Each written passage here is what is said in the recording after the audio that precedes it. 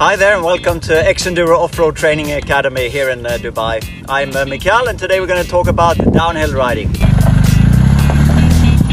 Downhill riding is such a wide topic, so this episode could go on forever. For example, there are short hills, long hills, steep hills, not so steep hills, curved hills and straight hills. So we'll try to make it fairly short but informative.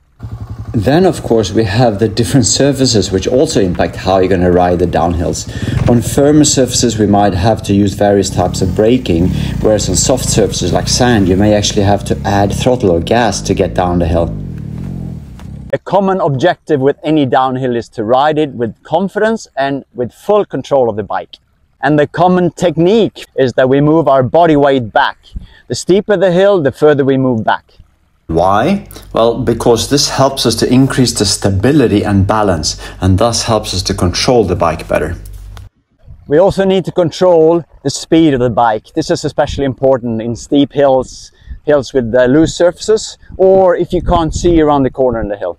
We can never allow the bike to run away from us, so always keep control of the bike. And how do we do this? We do this by maintaining a controlled, slow speed from the top of the hill, so that when we enter the hill, we already have control of the bike. And we can do this by using engine braking or a foot and handbrake, or sometimes, as you will see, you don't even need to use the brake.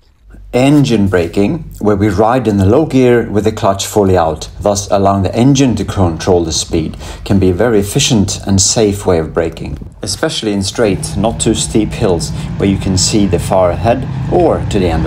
Front and or rear brake should be used in hills when engine braking is not enough. For instance, steep hills or hills where you can't see far ahead, or if you just need to go slower.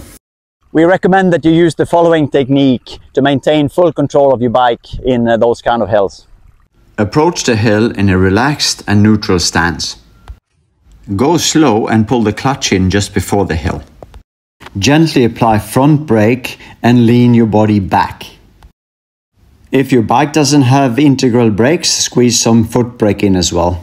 But in any hills where you can't see for sure, it's important to go slow enough to be able to stop or slow down to check for traffic and other threats at the bottom.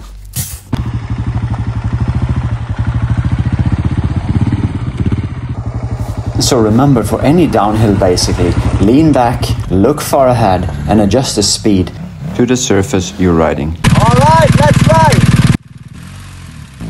Many riders ask about the ABS when riding downhill. We recommend to keep the ABS on at all times when you ride off-road. Personally, I only turn it off when I want to lock up the rear. For instance, doing brake slides or etc. But we do recommend that you practice this with and without the ABS. Without the ABS, you need to apply smooth rear braking. But try not to lock up the wheel too much. And remember, when you go practicing, always have a bit of fun and play around a bit, but stay safe out there. And that happens sometimes. So clearly it's time for all of us, including myself, to go out there and practice, practice, practice. Practice on as many surfaces as possible and practice on steep hills, not so steep hills, and try to apply all the techniques we've discussed. And have fun and stay safe, everyone.